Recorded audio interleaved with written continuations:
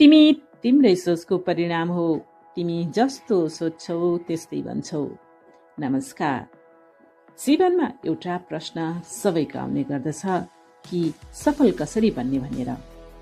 म सक्छु भन्ने विश्वास नै सफलताको पहिलो खुड्किला हो।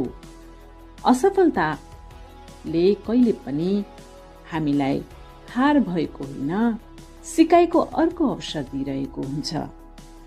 निरन्तर मेहनत गर्नु र अनुशासनलाई आफ्नो जीवनको पहिलो प्राथमिकताको रूपमा राख्नुपर्छ। मुडले होइन, अनुशासनले कार्य गर्नुपर्छ। नकारात्मक सोचहरू सफलताका सबैभन्दा ठूला शत्रु हुन्। धैर्य राख्नुपर्छ र काम टार्ने बानी त्याग्नुपर्छ। जोखिम लिन सक्नुपर्छ। यी सम्पूर्ण कुराहरू जब हामी मिलेर गर्न जान्छौँ, हाम्रो जीवन पक्कै पनि सफल हुन्छ।